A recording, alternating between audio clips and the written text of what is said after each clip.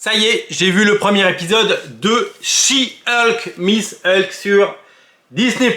Alors, vous le savez, je vous ai beaucoup parlé des parutions autour de She-Hulk, notamment ces deux livres que je vous recommande et que je vous recommandais avant cette vidéo et que je vais vous recommander une nouvelle fois. L'omnibus fondateur de John Byrne, c'est pas lui qui a créé Miss Hulk, mais il a repris le personnage et lui a donné évidemment toutes les caractéristiques qui en font un personnage badass et qui en font un personnage super cool et qui ont fait l'humour et qui ont vraiment défini ce personnage.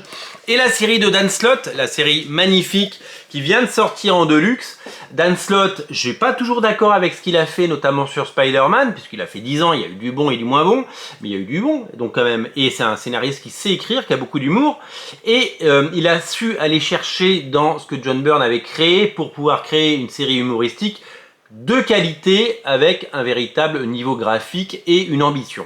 Donc ça, c'est vraiment deux comics qu'il faut avoir lu. Oubliez cette série et oubliez ce premier épisode qui véritablement nous plonge dans tout ce qu'on voulait pas voir. C'est-à-dire que pendant des années, j'ai évité notamment les séries de la CW et toutes ces séries télé Agents of Shield qui étaient certes, qui ont des fans, hein, je respecte tous ceux qui aiment évidemment, mais j'ai du mal, pour moi, je trouve que au cinéma, on est arrivé à un certain niveau d'ambition, de technique et de rendu pour pouvoir rendre des choses merveilleuses. On en a eu des films qui en prenaient, qui nous en ont mis plein les yeux. Je pense au Captain America, le Soldat de l'hiver, donc le Winter Soldier, et aussi Civil War, qui était super bien réalisé. On pense ce qu'on veut des Avengers, Infinity War et Endgame. Moi j'ai adoré, j'ai pris beaucoup de plaisir. Je sais que c'est à la mode de critiquer ce que fait Marvel, mais c'était quand même un niveau de production absolument dantesque avec une ambition folle. C'est vrai que depuis qu'on a eu Endgame, la qualité des films est moins bonne, ça c'est une évidence. On le voit avec Spider-Man, le deuxième Spider-Man. Le troisième j'ai vraiment beaucoup aimé, hein, mais bon, Doctor Strange.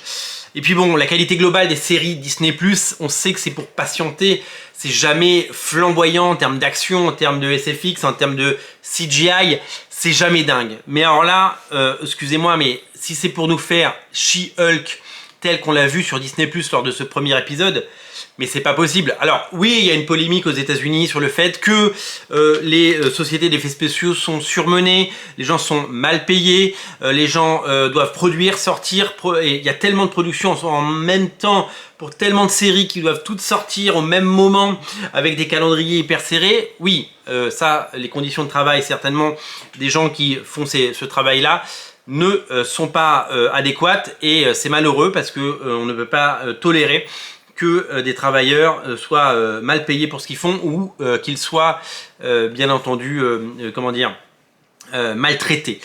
Mais là c'est même pas le problème, c'est que cette série n'a aucune ambition. J'aime beaucoup le personnage, hein, j'aime beaucoup le personnage. C'est pas un personnage principal, hein, de l'univers Marvel. C'est pas un personnage qui depuis 1980, 42 ans maintenant, a eu beaucoup de séries. Il y a eu des très bonnes séries, il y a eu des très très bonnes choses, hein. Il y a deux exemples là, hein. C'est deux choses à lire et à découvrir. Je vous invite vraiment à le faire si vous aimez le personnage. Non, je vous parle de cette série qui d'abord tourne en ridicule ses personnages. Ok, c'est vendu comme une comédie, donc certes, donc ne se prend pas au sérieux une seconde. J'ai bien aimé, hein, quand elle casse le quatrième mur et qu'elle parle, c'est les petits moments que j'ai bien aimé dans cette série, hein, les deux fois où elle parle au public, où il y a Hulk qui se retourne. Mais cette série est mal réalisée, il n'y a aucune ambition scénaristique, il n'y a aucune ambition de réalisation, c'est mal filmé, c'est mal monté et c'est surtout hideux à regarder. J'ai eu du mal avec les séries Disney+ depuis le début, je les ai regardées. J'ai trouvé que Moon Knight par moments était excellent, mais avait ce petit côté un peu cheap qu'on peut voir dans des vieilles séries. Vous savez, quand on regarde la série Witchblade qui a eu il y a quasiment 20 ans à la télé, on trouvait ça un peu cheapos. Eh bien, ça n'a pas changé. Ça n'a pas changé.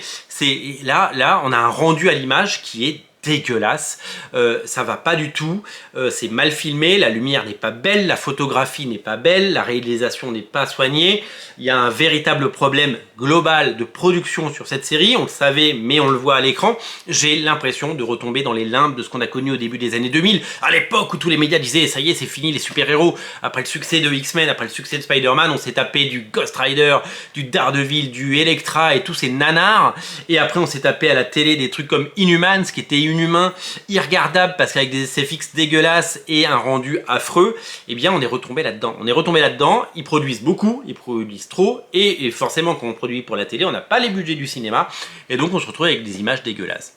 Honnêtement, la CGI du Hulk et la CGI de Miss Hulk, de She-Hulk, eh bien ça ne va pas du tout, ça ne colle pas, ce n'est pas les standards qu'on a connus chez Marvel, ce n'est pas ce qu'on a connu dans les premiers Avengers, ce n'est pas ce qu'on a connu au cinéma, ce n'est pas acceptable de retomber aussi bas et d'avoir ce niveau de production et de s'en contenter. Donc évidemment que je ne regarderai pas la suite, heureusement évidemment que ça ne m'intéresse pas de regarder ce genre de choses. J'aime les héros Marvel et je les aime en papier parce que là c'est on respecte le lecteur, on respecte évidemment les fans avec du John Byrne flamboyant, avec Dan Slott dans ses pas et Dan Slott qui marche derrière lui pour nous proposer de la comédie, de l'humour et évidemment des dessins soignés et évidemment une véritable ambition artistique parce que cette série Disney+, elle est ratée. Elle est ratée, on savait qu'elle allait être ratée mais c'est irregardable et c'est pas acceptable d'avoir ce type de production, c'est tout ce qu'on voulait pas. C'est-à-dire que Marvel Studios est monté très haut avec le niveau de production des films Avengers notamment. Il y avait déjà des choses qui me plaisaient pas, notamment le premier Black Panther avec ses scènes en CGI dégueu qui étaient absolument hideux, qui ressemblaient à une vieille série télé avec peu de budget, avec de la 3D de mauvaise qualité. Je veux dire, il y a des séries télé très bien produites en 3D. Là, c'est pas bien produit, je suis désolé. La CGI n'est pas belle et ça donne pas envie de regarder. Moi, je me tapais la tête en me disant mais qu'est-ce que je suis en train de regarder?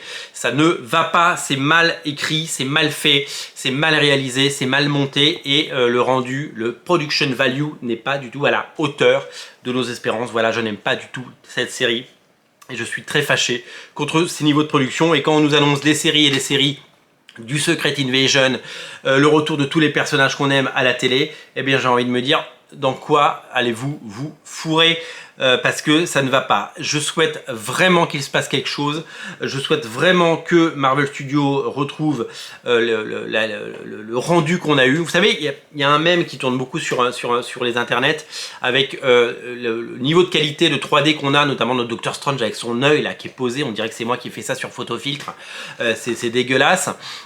Et à côté, Pirates des Caraïbes 2 avec David Jones avec ses tentacules qui bougent dans tous les sens. Je l'ai revu, je me fais un marathon Pirates des Caraïbes avec mes enfants parce qu'ils ont découvert ça et ils adorent. On s'est fait les 3 premiers. Eh ben, vous regardez le 2 maintenant, il n'a pas bougé, il est absolument excellent et c'était il y a plus de 15 ans.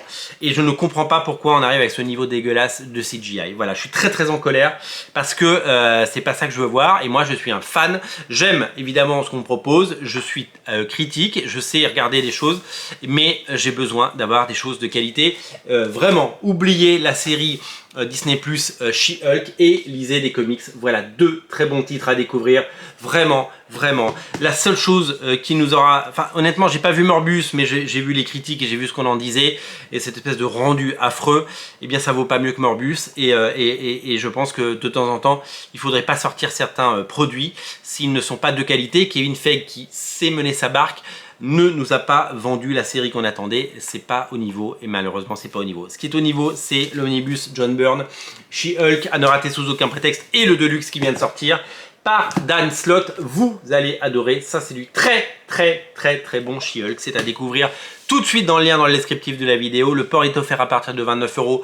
Honnêtement, oubliez la série Disney+, craquez pour She-Hulk en comics, la véritable She-Hulk qui elle ne vous décevra pas. Salut!